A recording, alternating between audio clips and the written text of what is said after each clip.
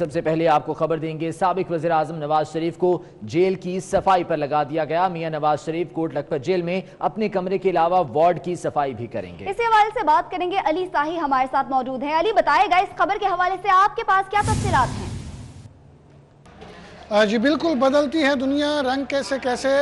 कल के बादशाह और आज के कोट लखपत जेल के कैदी साबिक वज़ीर आज़म मियां नवाज शरीफ, जिनको एहतसाब अदालत ने अल अजीज़िया केस में 7 साल की कैद बामुशक्क़त सुनाई थी, उनको जेल हुकाम की जानब से जो बामुशक्क़त सज़ा है उसके लिए अपनी ही बैरक यानी सिक्योरिटी वार्ड की सफाई का काम सौंप दिया गया है। यानी मियां नवाज शरीफ अपने कमरे और अपने कमरे के साथ साथ जो सिक्योरिटी वार्ड का सहन है उसकी सफाई करेंगे और ये इनकी 7 साल कैद बामुशक्क़त में जो मुशक्क़त की सज़ा होगी उसमें गिनी जाएगी। इसी हवाले से चूँकि इस कमरे में इनके साथ साथ एक मुशक्की मौजूद होगा, 4 सिक्योरिटी एहलकार मौजूद होते हैं, तो साबिक वज़ीर आज़म जो मियां नवाज शरीफ हैं, जिन्होंने सारी ज़िंदगी कोई ऐसा काम नहीं किया होगा, जेल हुकाम की जानब से उनको इंतहाई इम्पॉर्टेंट ड्यूटी यानी अपने ही कमरे और अपने सहन की जो सिक्योरिटी वार्ड का सहन है उसकी सफाई की जिम्मेदारी। ठीक है अली, ये भी बताइएगा कि इस मामले के हवाले से जेल हुकाम क्या कहते हैं?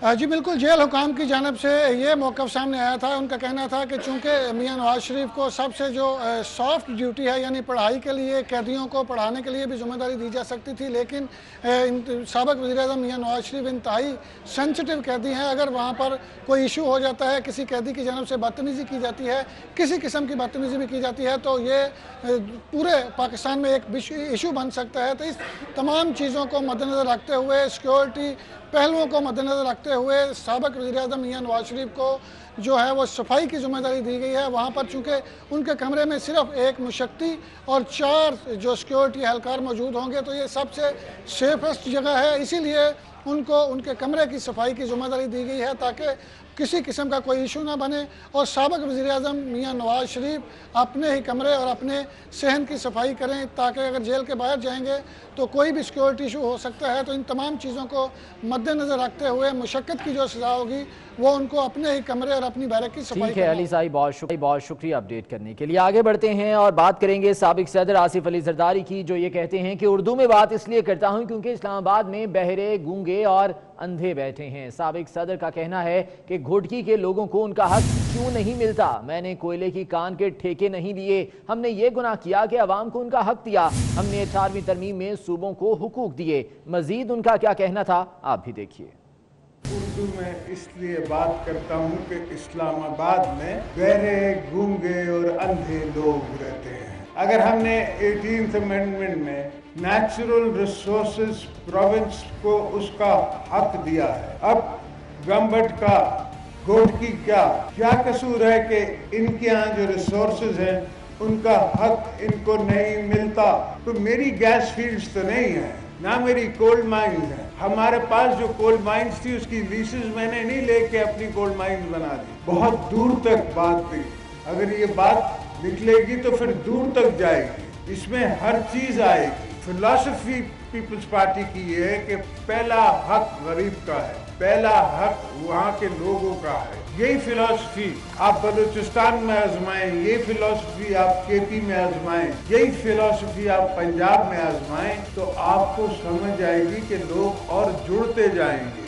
आप दुआ करें कि अल्लाह हमें इज्जत दे, हमें कब्र तक ईमान दे, बाकी सब हम खुद कर लेंगे। ये भुट्टो और बिलावल भुट्टो जरदारी कहते हैं कि ईसीएल नहीं, मसाइल की वजह से तहरीक चलाएंगे। चेयरमैन पीपल्स पार्टी का कहना है कि कोई मुकद्दस गाय नहीं होनी चाहिए, इस वक्त मुल्क हाथ से निकलता जा रहा है। उन्होंने कहा कि मुराद अली शाह सिंध के बेहतरीन वजीर आला हैं। जो भी बिल आएगा ना, मैं समझता हूँ कि पाकिस्तान पीपल्स पार्टी अगर इस बिल का साथ देगी तो हमें इंसिस्ट करना चाहिए कि अक्रॉस द बोर्ड अकाउंटेबिलिटी हो। कोई मुकद्दस गाय नहीं होना चाहिए, हर इदारा का अकाउंटेबिलिटी होना चाहिए। तो पाकिस्तान पीपल्स पार्टी अगर तहरीक चलाएगी तो हम अवाम के लिए तहरीक चलाएगी, हम जमहूरियत के लिए तहरीक चलाएगी, हम इंसानी हकूक़ के लिए तहरीक चलाएगी। हम ECL की वजह से मैं समझता हूँ कि मुराद अली शाह साहब सिंध का बेहतरीन चीफ मिनिस्टर है। और मुराद अली शाह की बात कर लेते हैं, जिनका कहना है कि सिंध का हक लेकर रहेंगे, सिंध के लोगों से दुश्मनी की जा रही है, खान साहब को पता ही नहीं कि हुकूमत कैसे करनी है। वज़ीर आला सिंध सैयद मुराद अली शाह कहते हैं कि उसको हुकूमत दी है तो सिखा भी देते कि हुकूमत करनी कैसे है। इमरान खान को बीवी उनकी बताती है कि वो वज़ीर आज़म है। मजीद उनका क्या कहना था आपको दिखाते हैं। बिलावल भुट्टो जरदारी साहब चेयरमैन पाकिस्तान पीपल्स पार्टी ने अपनी कहा था ना कि भाई इसको मुसल्लत करना था तो इसको कुछ सिखा तो देते, इसको कुछ सिखा तो देते कि हुकूमत होती कैसे है। और ये मैं किसको कह रहा हूं, इसलिए कि हमें तो आम कहते हैं ना, इसको तो खुद पता नहीं है कि मैं वजीर आजम हूं। इसको पीरनी से पता चलता है कि हो तुम वजीर आजम हो, तो उस पीरनी को कहो कुछ इसको सिखा भी दो कि हुकूमत करनी कैसे है। तो वाकई इसको कुछ नहीं पता, इससे उम्मीद भी नहीं है। और मंजूर वसान कहते हैं कि पीपल्स पार्टी की क़यादत का नाम ECL में डालना नई बात नहीं है, इससे फ़र्क नहीं पड़ता। मंजूर वसान ने कहा कि साबिक सदर आसिफ अली जरदारी को गिरफ्तार किया गया तो दमादम मस्त कलंदर होगा। उन्होंने कहा कि हुकूमत पीपल्स पार्टी को डरा धमकाकर मिड टर्म इलेक्शन में जीतना चाहती है। मंजूर वसान खैरपुर में मीडिया से गुफ्तगू कर रहे थे। लेकिन मैंने ये पहले कहा था कि मिड टर्म इलेक्शन, याद होगा आपको जब इमरान खान आए थे तो मैंने कहा ये हो सकता है कि 2020 में इलेक्शन खुद ही कराए और कोई ऐसे हालात पैदा हो कि इलेक्शन हो जाए। और जहाँ तक गिरफ्तारियों का है तो मेरे ख्याल में गिरफ्तारियों का जिस तरह से ECL में डालना और केसेस बनाना, तो ये एक पॉसिबिलिटी है कि कुछ भी कर सकते हैं। लेकिन गिरफ्तारियों से, जेल जाने से या तकलीफ उठाने में कोई पीपल्स पार्टी कभी कमज़ोर नहीं हुई है। इसका रिकॉर्ड पास्ट में है, फेस किया है, फेस करेंगे। लेकिन जो करने वाले हैं वो भी तैयार रहे कि उनकी भी बारी आने वाली है। मैं जो नाम सुन रहा हूँ और पीपल्स पार्टी को विक्टिमाइजेशन की कोशिश की जा रही है। पीपल्स पार्टी के लिए कोई नई बात नहीं है। जवालक से लेकर के मुशर्रफ से लेकर के इवन नवाज शरीफ तो विक्टिमाइज होते रहे हैं, लेकिन अल्लाह ने सुरखरू किया है, फेस किया है। अगर किन किन लोगों में या किस लोगों में ये जहनों में ये है कि विक्टिमाइजेशन से ही हम किसी को कंट्रोल कर सकते हैं या हुकूमत अच्छी चला सकते हैं, तो ये उनकी भूल होगी। आज एक की बारी है, कल उनकी भी बारी आने वाली है, बचेगा कोई नहीं। और इस तरह जो पहले वाली रवायत थी उसको बरकरार रखते हुए अगर बिलावल साहब का भी नाम सुना है या आसिफ साहब का, तो मेरे ख्याल में ये ज़्यादती होगी। इलेक्शन न जीतना हमारा कसूर नहीं है, लेकिन इस तरह की वारदात करना ये मुझे अफसोस से कहना पड़ेगा, ऐसी बात। ऑपोजिशन लीडर शहबाज शरीफ की ज़ेर सदारत PAC का पहला इजलास हुआ। कमेटी ने नैब और FIA को भेजे गए केसेस की पेशरफ रिपोर्ट तलब कर ली। शहबाज शरीफ कहते हैं मुस्लिम लीग नून के दौर के ऑडिट नहीं देखूंगा। आजकल नैब और FIA बहुत फुर्तियां दिखा रहे हैं। बशीर चौधरी की रिपोर्ट देखते हैं। पब्लिक अकाउंट्स कमेटी का पहला बाज़ाब्ता इजलास चेयरमैन शहबाज शरीफ की ज़ेर सदारत हुआ। सेक्रेटरी कमेटी ने बताया कि कमेटी के पास ज़ेर इल्तवा ऑडिट एतराज़ात की तादाद 18,043 है। ज़ेर इल्तवा ग्रांट्स 941 हैं, जबकि कमेटी ने नैब को 168 और FIA को 56 केसेस भेज रखे हैं। रुकने कमेटी शेख रोहेल असगर ने सवाल किया कि जो केसेस नैब और FIA को भेजे उनका नतीजा क्या निकला, क्या नैब पीर तक तफसीलात दे सकेगा। तो शहबाज शरीफ बोले नैब और FIA तो आजकल बहुत फुर्तियां दिखा रहे हैं, ये भी बताएं कि उन केसेस का क्या हुआ। 18वें स्केल के डिप्टी डायरेक्टर FIA की कमेटी में शिरकत पर कमेटी अरकान ने एतराज उठाया, तो शहबाज शरीफ ने आइंदा 19 ग्रेड से कम अफसर को इजलास में शिरकत न करने के अहकामात पर अमल कराने की हिदायत कर दी। चेयरमैन कमेटी शहबाज शरीफ ने वाजे किया कि वो मुस्लिम लीग नून के दौर के ऑडिट एतराजात नहीं देखेंगे। उन्होंने तजवीज़ दी कि आइंदा इजलास में 4 ज़ैली कमेटियाँ तश्कील दी जाएंगी, ताहम 2010 से 2013 तक के एतराज़ात और अवामी अहमियत के मसाइल मरकजी कमेटी ज़ेर गौर लाएगी। बशीर चौधरी, 24 न्यूज़, इस्लामाबाद। लोग जल्द और सस्ता इंसाफ चाहते हैं। वजीर रेलवे शेख रशीद का कहना है दूध की रखवाली पर बिल्ले को बिठा दिया गया। उन्होंने कहा कि जिसका भी नाम एहतसाब लिस्ट में हुआ उसके खिलाफ कार्रवाई होगी। PTI का भी कोई वजीर शामिल हुआ तो जरूर कार्रवाई होगी। उनका मजीद क्या कहना था, आइए देखते हैं। देखें, हर उस शख्स की इंक्वायरी होनी चाहिए जिसका एहतसाब में केस है, खा वो PTI का है या किसी और का है। मैंने आपको पिछली दफ़ा कह दिया था, अगर इन दूसरे चोरों को 7 साल कैद हुई है, अगर हमारी करप्शन हो तो हमें 14 साल कैद। ये सारे गंदे अंडे इकट्ठे हो जाएंगे मार्च से पहले, और मैंने आपको कहा कि 30 मार्च पे पहले झाड़ू फिर जाएगा, बाल सफाई हो जाएगी। दूसरी जानिब वज़ीर आला सिंध मुराद अली शाह का कहना है, गवर्नर राज लगाने के लिए सूबाई असम्बली की मंजूरी जरूरी है। किसी ने आइन नहीं पढ़ा तो पढ़ लें। तो आपको बता रहे हैं, सबसे पहली बात यह कि इन दोनों चीज़ों के लिए, गवर्नर राज के लिए मैं सबसे ये कहता हूँ आइन पढ़ लें। आइन के हिसाब से गवर्नर राज एक सूबे में लगाने के लिए सूबे की असेंबली की कंसेंट चाहिए होती है, वो तो हो नहीं रही है। तो ये है सदारती राज की जो बात हो रही है, उसके लिए आइन में तरमीम चाहिए और उसका कोई नजर नहीं आ रहा है। और खबर है कि मुल्क में एक बार फिर से बिजली लोड शेडिंग का जिन सर उठाने लगा है। बिजली की पैदावार 21,000 मेगावाट से कम होकर 7,500 मेगावाट रह गई है। मुल्क में लोड शेडिंग 6 घंटे तक जा पहुंची है, जबकि तकसीम कार कंपनीज को लोड मैनेजमेंट की भी हिदायत कर दी गई है। इसी बारे में मजीद तफसीलात हम जानेंगे। अवैस कयानी हमारे नुमाइंदे हमारे साथ मौजूद होंगे। अवैस, बताइएगा इस वक्त सूरत हाल क्या है तलब और रसद की, और क्या अहकाम जारी हो रहे हैं इस सिलसिले में? देखिए, मौसम सरमा में एक तरफ आवाम को गैस नहीं मिल रही, तो दूसरी तरफ अब बिजली की भी शुरू हो चुकी है। जो नेशनल पावर कंट्रोल सेंटर है, जो कि इस्लामाबाद में बेस्ड है, उससे तमाम पाकिस्तान की बिजली कंट्रोल की जा रही है और प्रोडक्शन जो जनरेशन है वो सिर्फ 7,500 मेगावाट तक पहुंच चुकी है। उसकी बड़ी वजह यह है कि पन बिजली जो है मुकम्मल तौर पर जो है उससे प्रोडक्शन सिफर हो चुकी है, जबकि दूसरी तरफ गैस की कमी है। LNG की पावर प्लांट्स नहीं चल पा रहे और साथ ही साथ फर्नेस ऑयल से बिजली पैदा नहीं की जा रही। ये एक बड़ी पोजीशन है, जिसकी वजह से जो डिमांड को जो देखते हुए जो है वो ये चीज़ की जा रही है। और NPCC जरा हमें बताते हैं कि नॉर्थ साउथ का जो ट्रांसमिशन सिस्टम है, उसकी जो फ्रीक्वेंसी है वो 50 हर्ट्ज को मेंटेन रखने के लिए जो है वो लोड शेडिंग की जाती है। और जो तकसीम कार कंपनियां हैं, 10 तकसीम कार कंपनियां, उनको हदायत जारी की गई है कि जो लोड मैनेजमेंट प्लान है उसको देखा जाए। और जो है काफ़ी जो है 6 घंटों से ज़्यादा की जो लोड शेडिंग है वो हमें देखने को मिल रही है। लेकिन सबसे ज़्यादा जो मुतासिर हो रहे हैं उनमें खैबर पख्तूनख्वा, सिंध और जो बलूचिस्तान है, उनके इलाकों में सबसे ज्यादा लोड शेडिंग की जा रही है। 3,323 फीडर्स ऐसे हैं जहां पर अब भी 6 घंटे से ज्यादा की जो लोड शेडिंग की जा रही है। और वजह यही बताई जा रही है कि बिजली का बड़ा ब्रेकडाउन जो है उससे बचने के लिए बिजली का बड़ा ब्रेकडाउन है, उसकी वजह से लोड शेडिंग हो रही है। बहुत शुक्रिया अवैस कयानी, इस बारे में तफसीलात से आगाह कर रहे थे। तो लाहौरियों, बिजली की लोड शेडिंग के लिए तैयार हो जाए, क्योंकि शहर में 3 से 7 घंटे तक की लोड शेडिंग की जाएगी। लेस्को ने 3 कैटेगरीज में लोड शेडिंग के शेड्यूल का ऐलान कर दिया है। इसी बारे में मजीद हम जान लेते हैं। शाहिद सिपरा हमारे साथ मौजूद हैं। शाहिद, बताइएगा इस बारे में।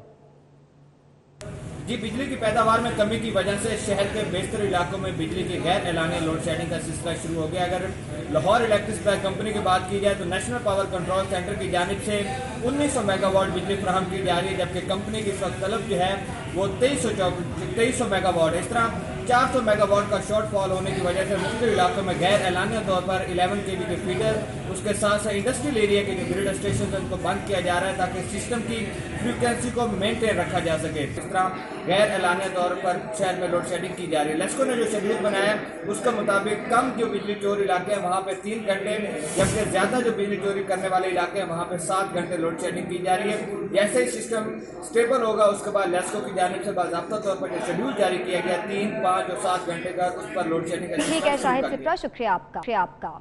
कराची में सनतों को दरपेश गैस बहरान 11 रोज बाद भी हल ना हो सका। शहर के सबसे बड़े सनती इलाके साइट एरिया में गैस बंदिश के बायस 3000 से ज्यादा सनतें शदीद मुतासिर हैं। सनतकारों ने पीर से तमाम फैक्ट्रीज बंद करने, जबकि मंगल को एहतजाज का ऐलान किया है। इसी हवाले से हबीब खान की रिपोर्ट देखते हैं। कराची में सनतों को 10 रोज से गैस की अदम फराहमी। साइट एसोसिएशन के सनतकारों ने पीर से तमाम फैक्ट्रियां बंद करने का ऐलान कर दिया।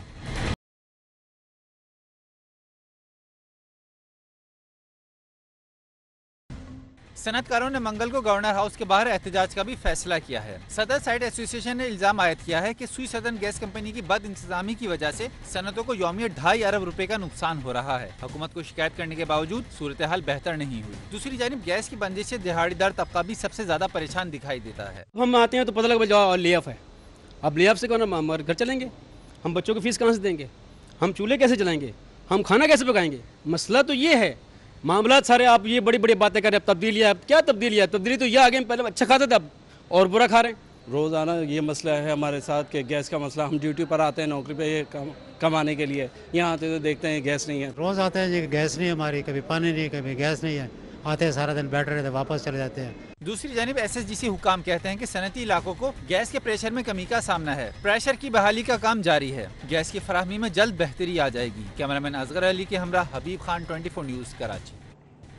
और आवाम के लिए खुशखबरी है, 1 जनवरी से पेट्रोलियम मसनूआत की कीमतों में कमी का इम्कान है। ओगरा ने पेट्रोलियम मसनूआत की कीमतों में 15 रुपए लीटर तक कमी की सिफारिश कर दी है। इसी हवाले से बता रहे हैं ओवैस कियानी। जी ओवैस। नए साल के आगाज पर क्या हुकूमत वाकई आवाम को बड़ा तोहफा देगी, क्योंकि ओगरा ने पेट्रोलियम मसनूआत की कीमतों में बड़े पैमाने पर जो है कमी की सिफारिशात हुकूमत को अरसाल कर दी हैं और अब हर किसी की जो है नज़र हुकूमत पर है कि कब पेट्रोलियम मसनूआत की कीमतें जो हैं वो कम होंगी। ओगरा सिफारिशात के मुताबिक पेट्रोल की कीमत में 9.5 रुपये फी लीटर कमी की जाए और साथ ही साथ ये भी बताया गया है कि हाई स्पीड डीजल की कीमत में 15 रुपये फी लीटर तक जो है वो कमी की जाए। साथ ही साथ जो लाइट डीजल ऑयल में 2 रुपये फी लीटर कमी की तजवीज़ की गई है, जबकि मिट्टी के तेल में 25 पैसे फी लीटर जो है वो कमी की सिफारिश की गई है। लेकिन इसका फैसला वज़ीर आज़म इमरान खान करेंगे और वज़ीर ख़जाना असद उमर इसी वीकेंड पर या सोमवार को इसका हतमी जो है वो ऐलान करेंगे। और अगर ये कीमतें जो ओगरा ने जो बताई हैं, अगर इसके मुताबिक अगर ये कम होती हैं तो यकीनी तौर पर आवाम को पेट्रोलियम मसनूआत की कीमतों में जो कमी के हवाले से एक बड़ा रिलीफ मिलेगा और जो महंगाई ठीक है ओवैस, शुक्रिया आपका। वजीर आजम सफीरों से खिताब करते हुए मुबैना आदाद-ओ-शुमार बयान कर बैठे। पाकिस्तान में सालाना 10 अरब डॉलर की मनी लॉन्ड्रिंग से मुतालिक अमरीकी रिपोर्ट का हवाला दिया। अमरीकी स्टेट डिपार्टमेंट खुद इस रिपोर्ट की जिम्मेदारी लेने को तैयार नहीं है। इसी बारे में आप रिपोर्ट देखिए।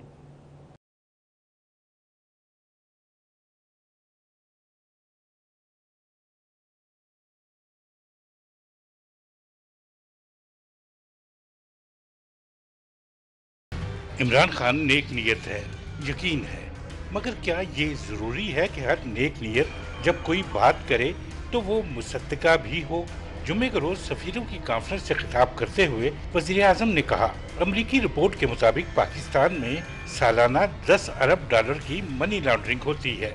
स्टेट डिपार्टमेंट अमेरिका का एस्टिमेट करता है कि 10 अरब डॉलर की सालाना मनी लॉन्ड्रिंग है। यकीनन वज़ीर आज़म ने रिपोर्ट पढ़ी होगी, मगर वो जिस रिपोर्ट का हवाला दे रहे हैं इसके बारे में खुद अमरीकी भी यकीन से कुछ कहने को तैयार नहीं। अमरीकी स्टेट डिपार्टमेंट से पाकिस्तान में जब 10 अरब डॉलर की मनी लॉन्ड्रिंग का पूछा गया था तो उनके नुमाइंदे का कहना था ये एक थर्ड पार्टी का सर्वे था, हमने तो बस कोट किया है। Money laundering. बात यही नहीं रुकती, हुकूमत और खुद वज़ीर आज़म कई मामलात पर कंफ्यूजन का शिकार नजर आते हैं। मसलन IMF के पास जाने या ना जाने का मामला, कभी कहते हैं जाएंगे, कभी कहते हैं नहीं जाएंगे, कभी कहते हैं शराइत नहीं मानेंगे और कभी कहते हैं अपनी शराइत पर जाएंगे। हकाइक ये हैं कि IMF जो शराइत रख सकता है वो सारे इक़दाम तो तहरीक इंसाफ की हुकूमत पहले ही कर चुकी। महंगाई का तूफान आसमान से तो नहीं आया, हुकूमती इक़दामात का नतीजा है। तो फिर ये मैं ना मानूं की रट क्यों? और खबर आपको दें कि वज़ीर आला पंजाब सरदार उस्मान बुज़दार 11 गाड़ियों के प्रोटोकॉल में बहावलपुर सर्किट हाउस से नूर महल के लिए रवाना हुए। वज़ीर आला पंजाब सरदार उस्मान बुज़दार जो कि बहावलपुर पहुंचे हैं और कल वहां पर काबीना के इजलास की सदारत भी करेंगे। बहावलपुर सर्किट हाउस से वो 11 गाड़ियों के प्रोटोकॉल में नूर महल के लिए रवाना हुए। तो प्रोटोकॉल ना लेने के दावे एक बार फिर से दावे ही रहे। बहावलपुर में भी वही प्रोटोकॉल बरकरार रहा और 11 गाड़ियां शामिल थीं काफिले में जो कि बहावलपुर के सर्किट हाउस से नूर महल के लिए रवाना हुई। और कल वज़ीर आला पंजाब उस्मान बुज़दार यहां पर काबीना के इजलास की सदारत करेंगे।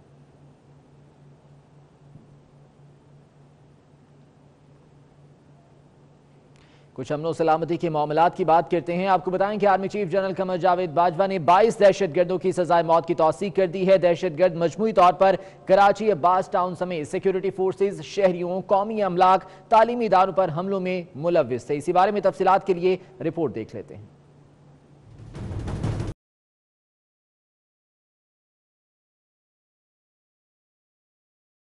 Army chief general Qamar Javed Bajwa ने 22 खतरनाक दहशतगर्दों की सजाए मौत की तौसीक कर दी। ISPR के मुताबिक दहशतगर्द मासूम शहरियों, सिक्योरिटी फोर्सेज, पुलिस एहलकारों के कत्ल के अलावा फिरका वाराना कत्लो गारत में मुलविस पाए गए थे। जिन दहशतगर्दों की सजाए मौत की तौसीक की गई, उनमें अब्बास टाउन कराची और निश्तर पार्क कराची में हमले करने वाले दहशतगर्द भी शामिल हैं। ISPR का कहना है तमाम दहशतगर्द मजमूई तौर पर 176 शहरियों और सिक्योरिटी एहलकारों के कत्ल में मुलविस पाए गए। सजाए मौत पाने वालों में खैरदीन, इनामुल्लाह, आलम शेर, इरफान, मोहम्मद इसहाक, मोहम्मद शफीक, सुल्तान महमूद, मोहम्मद ताहिर, जफर अली, उमर करीम, मोहम्मद शेर, रहमत शाह, बख्तावर, रशीदुल्लाह, फहीमुद्दीन, जाहिर शाह, सईद मोहम्मद, अरब जान, मोहम्मद इसहाक, तनहाज अली और अब्दुल राफे शामिल हैं।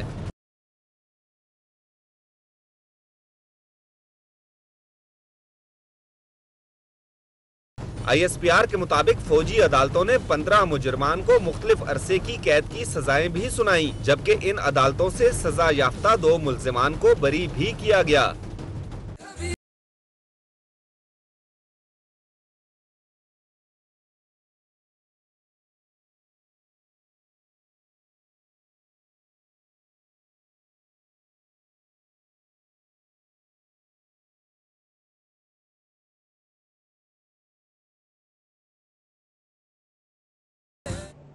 वतन को जब भी जरूरत पड़ी पाक फौज के जवान मुल्क की दिफा में पेश रहे। पाकिस्तान के अजली दुश्मन भारत को हर महाज पर दुश्मन को नाको चने चबवाए और जानों का नजराना भी पेश किया। वतन के लिए जानें कुर्बान करने वाले शहीदों के बारे में ये रिपोर्ट देखते हैं।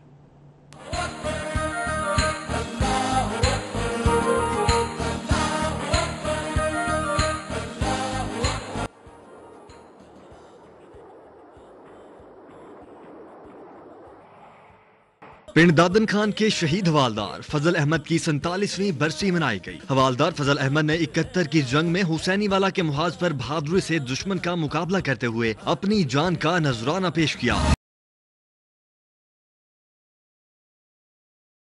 सरगोदा के नवाही इलाके शाहपुर में पाक फौज के शहीद फौजी जवान मोहम्मद सकलैन की 4थी बरसी मनाई गई। शहीद के अहले खाना का कहना है कि मोहम्मद सकलैन की शहादत पर फख्र है।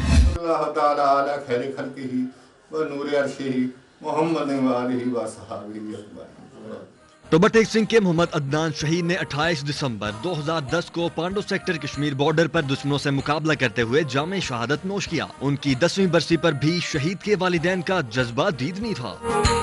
चिन्योट के मोहम्मद शहबाज शहीद खैबर एजेंसी में वतन की हुर्मत पर कुर्बान हुए थे। मोहम्मद शहबाज के वालिदैन का कहना है कि हमारे और बेटे होते तो वो भी वतन पर कुर्बान कर देते।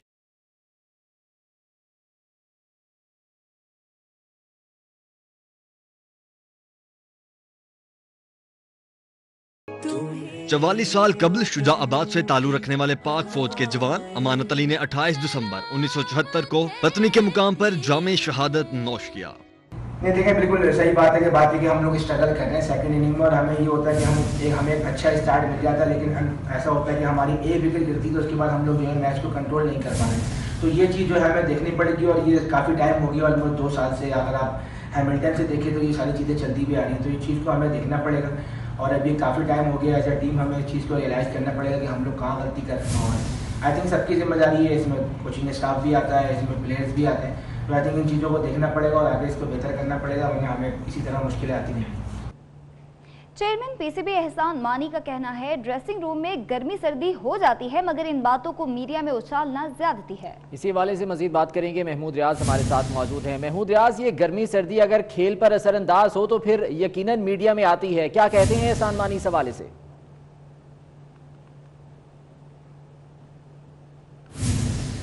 जब से कुछ देर साउथ अफ्रीका में एहसान मानी से हमारी बात, उनका यही कहना था कि वो पहला मैच देखने गए थे। जिस तरीके से पाकिस्तान टीम को शिकस्त का सामना हुआ, और कल मिकी आर्थर ने जो है वो खिलाड़ियों के ऊपर नाराजगी का इजहार किया, जिसके अंदर अजहर अली और असद शफीक को खास तौर पर तनकीद का निशाना बनाया।